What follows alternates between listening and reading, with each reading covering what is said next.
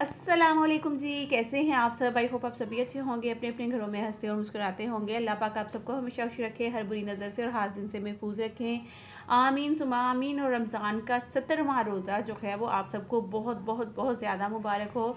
और पता ही नहीं चला रमज़ान आया है और बस अब वापसी की तरफ जा रहे हैं। जैसे ही 15 रोज़े गुजरते हैं ना, उसके बाद फिर इस तरह लगता है कि बस अब एक एक दिन कम हो रहा है और बस अब रमज़ान फटाफट से ही बस ख़त्म हो जाना है। और साल में बस एक ही महीना ऐसा होता है जिसमें हमें जो है ना वो हमारी रूटीन कुछ इस तरह की बन जाती है कि हम लोग सहरी में उठते हैं, अफ्तारी में एकदम से सारी तैयारियां और सब इकट्ठे होकर बैठना बहुत ही ज़्यादा मज़ा आ रहा होता है। तो बस यार बहुत ज़्यादा मिस भी करते हैं हम पूरा साल। लेकिन अब जो है ना वो साल कैसे गुजर जाता है कुछ पता नहीं चलता। मेरा तो ये वाला साल जो है वो कैसे गुजरा है मुझे बिल्कुल भी पता नहीं चला। लास्ट रमज़ान में जब 17वां रोज़ा था तो उस टाइम पे मुझे पता चला था कि मतलब मैं प्रेग्नेंट हूँ ना।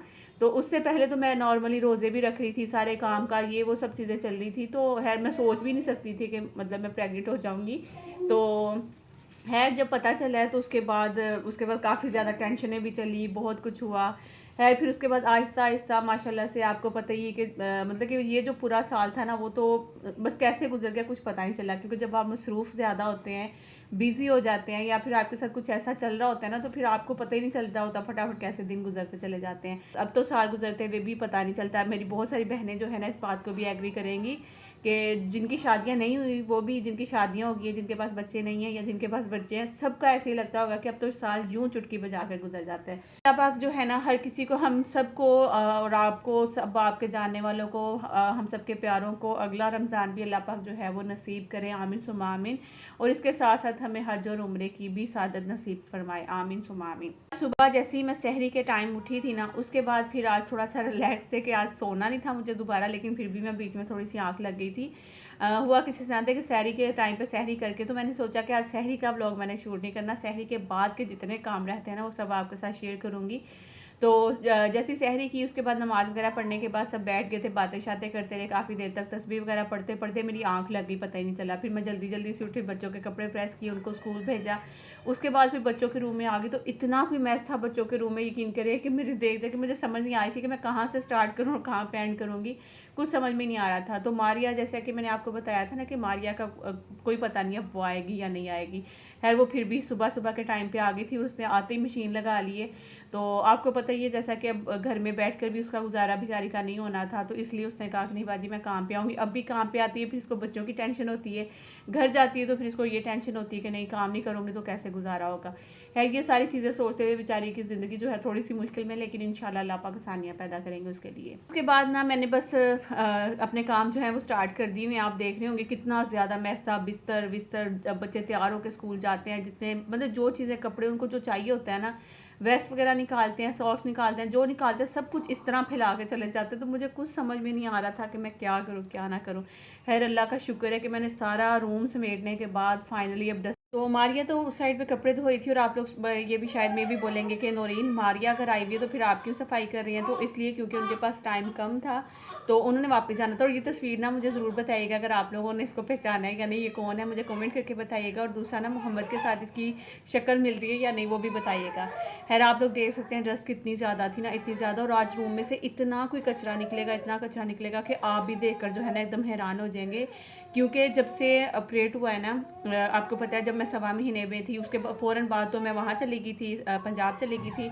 उसके बाद जब मैं वहाँ से आई हूँ तो आकर थोड़ा सा बहुत ज़्यादा बल्कि कपड़ों का समेटना, फिर रमज़ान स्टार्ट हो गया, रमज़ान की ये वो सब चीज़ों में लगी थी। घर की तरह मेरा उस तरह से ध्यान नहीं था। आज जब मैंने सही प्रॉपर बच्चों के रूम की हालत जब डस्टिंग की है ना, तो यकीन करें आप कचरा देखें ज़रा। तो मोहम्मद की आवाज़ें आपको आने वाली, पीछे से मैं उसको चुप कराने की कोशिश कर रही हूँ। बच्चों को पकड़ा के आती तो बच्चे फ़ौरन वापस कर देंगे। देखे मैंने नाम लिया तो और भी ज़्यादा चीखने लग गए। खैर जी कचरा देखकर मैं हैरान हो गई थी इतना ज़्यादा। फिर उसके बाद मारिया खुद भी थोड़ा सा शर्मिंदा शायद मैं भी हो रही थी, मेरे ख्याल में कह रही थी कि आप ही असल में टाइम बहुत कम था ना, उसकी वजह से मैं सफाई प्रॉपर नहीं कर पाई थी। तो खैर एक एक कमरा करके मैंने सोचा कि अब खुद ही जो है ना वो अच्छे से झाड़ पोछ करके झाड़ू पोछा लगवाऊंगी। क्योंकि आप मतलब अभी मैं किचन में आई थी ना तो किचन की हालत देखे ज़रा, मतलब कि मैं थक गई थी इतना ज़्यादा। इतने दिनों बाद मैंने इतना काम शुरू किया था वो बर्तनों से, तो यकीन करें कि मतलब जान ही नहीं छूटेगी ना। आप जब भी किचन में आएंगे ना फुल भरा हुआ है, चाहे आपका सारा दिन रोज़ा क्यों नहीं है, आपके घर में एक भी बच्चा ऐसा है ना तो मतलब उसकी वजह से भी आपका किचन इस तरह एकदम भर जाता है। तो ये तो खैर सहरी के भी कुछ बर्तन थे और मैंने यही सोचा हुआ था कि बच्चों को स्कूल भेजने के बाद ही सारा मैं वो करूँगी ना। तो हम लोग बैठ के जैसे सुबह में बातें करते रहे, फिर तस्बीह पढ़ते पढ़ते नींद आ गई। तो वो सारी चीज़ें अभी तक मेरी पड़ी हुई थी, क्योंकि फिर मैं बच्चों के रूम में लगी थी कि बच्चों के आने से पहले उनका रूम साफ़ होना चाहिए, वरना वो आते ही ना उनको ये होता है कि हमें कमरा साफ़ मिल जाए बस। तो खैर अभी मैंने सोचा कि जल्दी से जो बर्तन साफ़ हैं उनको उठाकर अपनी अपनी जगह पे रखूँ, जो गंदे हैं सारे उनको सिंक में इकट्ठे करूँगी और फिर उसके बाद बर्तन वॉश करना स्टार्ट करूँगी। खैर ये जो व्लॉग्स होते हैं ना थोड़े से मोटिवेशनल भी व्लॉग होते हैं मेरे ख्याल में। तो आप लोगों को ऐसे व्लॉग मोटिवेशनल लगते हैं या नहीं, वो मुझे कॉमेंट करके बताइएगा, क्योंकि ये आसान बिल्कुल भी नहीं होता एक औरत के लिए एक बच्चा छोटा सा संभालना, साथ में पूरे घर की क्लीनिंग प्रॉपर अच्छे तरीके से ना। एक तो होता है ना कि बस आप बेडशीट हल्की सी ऊपर से झाड़ दो और झाड़ू पोछा करो, सफाई कर दो। तो मैंने सफाई कर दी, नहीं, जो मैंने सफाई करनी होती है ना, यकीन करें कि वो मैंने ऐसी सफाई करनी होती है कि मैंने दीवारें भी झाड़नी होती हैं, मैंने अलमारियों के ऊपर ये मतलब कि कुछ लोग कहते हैं ना इसको मतलब आफ्टर 6 मंथ जो है वो डीप क्लीनिंग या साल के बाद, नहीं, मेरा तो ये रोज़ का ही काम है कि डीप क्लीनिंग जब मैंने हाथ लगाना है ना तो बस वो मेरी डीप क्लीनिंग ये डेली ही हो रही होती है। तो खैर मेरी सफाइयाँ ना इसी तरह की होती हैं। तो फिर मैं इस तरह से जब मैं करती हूँ तो आपने देखा ही होना है कचरा कितना ज़्यादा, हालांकि मारिया भी इसी तरह से सफाई करती है उसको, क्योंकि शुरू से ही मैंने इरमिश को भी रखा हुआ था। तो बल्कि आप लोगों के कमेंट्स बहुत ज़्यादा आ रहे थे कि नूरी इरमिश कहाँ है, इरमिश कहाँ है। तो इरमिश को वापस बुला लूँ। देखिए इरमिश को मैं वापस नहीं बुला सकती हूँ, उसकी अम्मी आई हैं उसको लेकर चली गई हैं। उसकी अम्मी ने जब मुझे कहा था कि अब हम इसकी शादी कर देंगे तो बस ठीक है, वो अपने घर चली गई। अल्लाह पाक उसको खुश रखे, उसका नसीब अच्छा करे। तो बस वो अपने घर चली गई, ठीक है ना। अब उसके बाद जो है ना आगे भी चलना है मुझे। अब आगे जो बच्चियाँ रखूँगी या जो लड़कियाँ रखूँगी या जो भी हेल्पर रखूँगी उसको सिखाने की कोशिश करूँगी। अगर सीख जाएंगी ठीक है, नहीं तो अपने घर को आप जितनी मर्ज़ी अच्छी हेल्पर रख लें, अपने घर को आपको खुद ही देखना पड़ता है, जो कुछ मर्ज़ी कर लें। तो खैर जिस स्पीड में मैं लगी हुई ना इस टाइम काम करने, आप लोग देख सकते हैं मेरी स्पीडें चेक करें ज़रा। काश के इस तरह से हम वीडियो के बिना भी स्पीडें मार सकते हैं। कोई ऐसा मतलब कि कुछ जादू की छड़ी होती ना कि यूँ घुमाने से आपका किचन एकदम क्लीन हो जाता और आपका घर सारा साफ़ हो जाता, तो मज़ा ही आ जाना था। खैर आज ना मैंने साथ ही किचन साफ़ करते हुए ना साथ ही मैंने दाल भी रख ली थी, और किचन साफ़ करके इतना कोई अच्छा फील हो रहा था कि एकदम इतना भरा मैस किचन था जिसको मैंने सारा वाश कर लिया था। और ये बर्तन तो आपको पता है ना यहीं पे रहते हैं, जब तक ये सूख नहीं जाएंगे, ये अपनी जगहों पे नहीं जाएंगे। और जैसे ही ये भी जाएंगे ना तो फिर एकदम सारे काउंटर क्लीन हो जाते हैं, तो बहुत ज़्यादा सुकून होता है। तो मेरे कपड़ों की हालत आप जैसे कर सकते हैं कि इतना गीले हो गए थे, पानी पानी। तो है दाल मैंने चढ़ा दी थी ऊपर, इसलिए क्योंकि मैंने सोचा कि बहुत ज़्यादा थक गई हूँ, अफ्तारी में भी अफ्तारी बनेगी लेकिन दाल मैं बनाकर ना दाल चावल सोचती थी रख देती हूँ। तो है मैंने क्या किया है कि दाल को मैं सारी चीज़ें डाल दी थी, गैस नहीं थी तो मैंने वो रख दी थी कि जैसे ही गैस आएगी तो चूल्हे ऑन कर दूँगी। तो अभी गैस आ चुकी है, आप लोग देख सकते हैं। मैंने बस चूल्हा ऑन किया तो दाल तो मेरी चढ़ चुकी। दाल में मैंने क्या क्या चीज़ें ऐड की हैं मैं जल्दी से बता देती हूँ। और बर्तन देख के मैं दिखा रही थी कि बर्तन ना कुछ खाओ आप लोग, खाली कुछ किचन में जाके कदम रखो ना तो आपके बर्तन ही बर्तन इकट्ठे होने वाले हैं। तो बस जी यहाँ पे दाल कितनी अच्छी बिल्कुल एकदम हलीम टाइप की दाल बनी थी, आप लोग देख सकते हो। और मैं हमेशा ऐसे ही बनाती हूँ, बहुत मज़े की दाल बनती है। तो 3 किस्म की मैं दालें लेती हूँ, उसमें वीडियो थोड़ी सी स्पीड में तो शायद आपको समझ भी बिल्कुल नहीं आया होगा।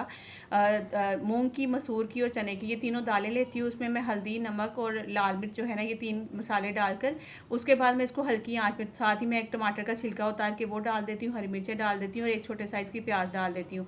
ये सारी चीज़ें डालने के बाद मैं हल्की आँच में इसको पकाती हूँ इतना पकाती हूँ कि जब चने की दाल अच्छे से गल जाएगी ना तो दूसरी वाली दालें तो बिल्कुल घुल जाएंगी उसमें।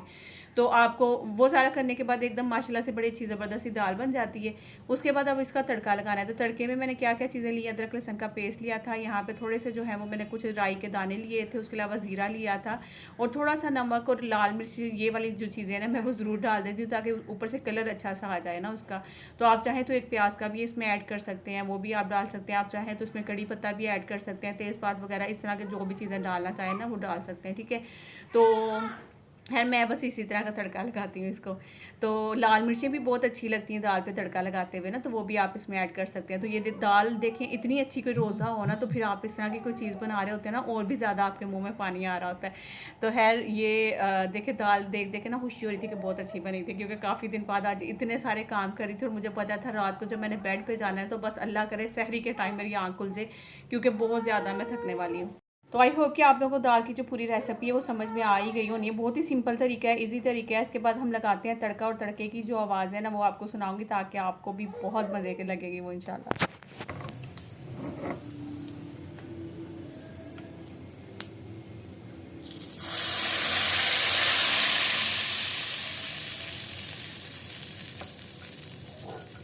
तो व्लॉग थोड़ा सा स्पीड में था, तो पता नहीं आप लोगों को सही से प्रॉपर से जो है ना वो उसकी समझ आई है या नहीं। दाल की जो रेसिपी है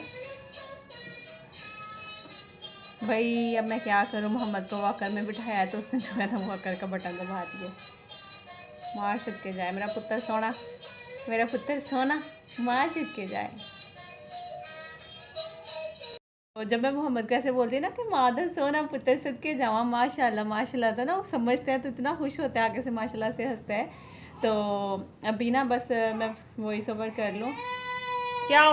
यहाँ से आप लोग अंदाज़ा लगा सकते हैं कि मतलब कि वॉइस ओवर करना कितना मेरे लिए मुश्किल है, एक व्लॉग बनाना एडिट करना कितना ज़्यादा मुश्किल है। बड़े बच्चों को समझा कर एक साइड पे बिठा के आऊँ तो इसको तो जितना मर्जी मैं समझाऊंगी भी ना तो ये समझेगा थोड़ी ना कि मामा वॉइस ओवर कर रही है या क्या कर रही है, कभी रो रहा है कभी कुछ कुछ ना। तो खैर बस ये अल्लाह पाक आसानियाँ पैदा करें, आप लोग दुआ करिएगा कि बस जल्दी से मोहम्मद जो है वो जल्दी जल्दी बड़ा सा बच्चा बन जाए, मेरा समझदार सा माशाल्लाह। तो है जी, दाल की जो फाइनल लुक है मैंने कहा कि वो जल्दी से आपको दिखाऊंगी, और इसमें एक प्लेट में निकाल कर ना मैं जब भी आपको दिखाती हूँ। यहाँ पर चावल जो थे ना वो मैंने सिर्फ ज़ीरे वाले चावल बनाए थे, वो भी बहुत ही आसान है। मैंने एक छोटे से साइज़ की प्याज ली थी, उसको लाइट सा ब्राउन किया, उसके बाद मैंने उसमें ज़ीरा डाला, काली मिर्च डाली, नमक डाला। आप चाहें तो टमाटर और हरी मिर्च इसमें ऐड कर सकते हैं, नहीं चाहें तो वो ज़रूरी नहीं होता, फिर आप पानी डाल के बस फिर चावल डाल दें, ठीक है।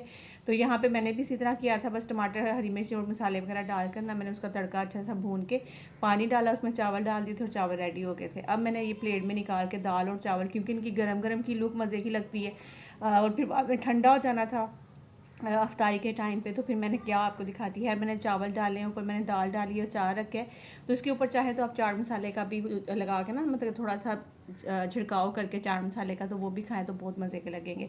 खैर जी, उसके बाद आ जाते हैं, ये कल मेरी एक बहन ने कमेंट किया था कि नूरी मेरे तो किचन में से चुंटियाँ ही नहीं ख़त्म होती हैं, तो उसके बारे में कुछ बताएं।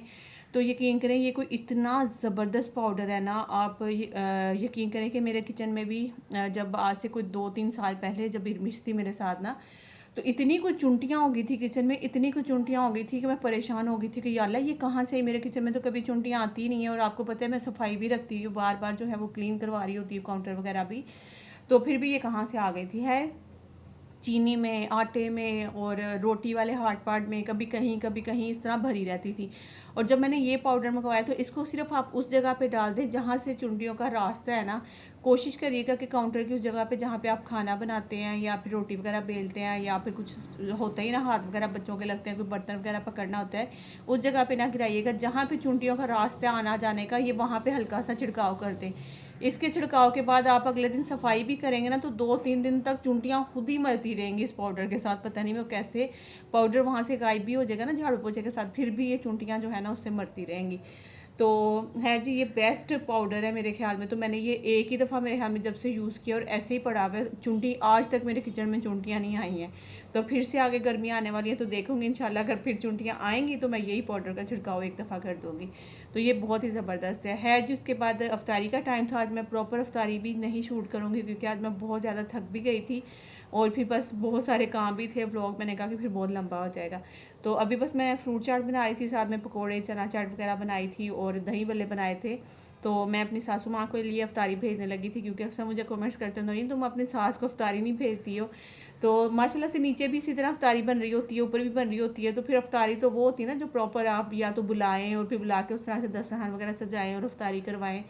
तो खैर मैंने सोचा कि आज एक प्लेट बनाकर नीचे भी मैं भेज देती हूँ, ताकि मेरी वो बहनें जो मुझे कहती हैं कि नूरीन तुम अपनी सासू माँ को अफ्तारी नहीं भेजती हैं, तो उनको मैं दिखा दूँ कि भी मैं अफ्तारी भेजती हूँ। लेकिन इस तरह की अफ्तारी जो छोटी मोटी भेजनी होती है इसको कोई दिखाना मेरे ख्याल में कोई ज़रूरी नहीं होता कि एक प्लेट अगर मैं भेज रही हूँ बनाकर तो मैं आपको दिखाऊँ कि देखें मैं अफ्तारी भेज रही हूँ।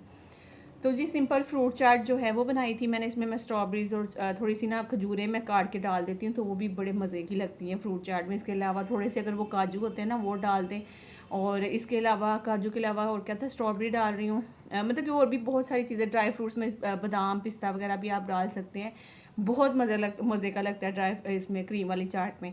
तो है माशाल्लाह, शुक्र है अल्लाह का कि वैसे तो बच्चे फ्रूट्स नहीं खाते हैं, लेकिन जब ये क्रीम वाली फ्रूट चाट बनाती हूँ तो बच्चे फ्रूट माशाल्लाह सारे ही खा लेते हैं। तो यही मेरी कोशिश होती है कि जो बच्चे फ्रूट्स खा लेते हैं ना वही मैं काट कर फ्रूट चाट में भी डालूँ। और दूसरी तरफ पकोड़े भी जो है वो रेडी हो रहे हैं। चना चाट मैंने बनाकर फ्रिज में रख दी थी और दही बड़े भी रेडी हो गए थे। बस अब पकोड़े बनाकर दस्तरखान लगाकर मैंने कहा कि अब जल्दी से मैं प्लेट बनाती हूँ और मैं आपको भी दिखा देती हूँ, ठीक है। कि मैंने फ्रूट चाट बना लिया है। अच्छा ये रही हमारी चना चाट है।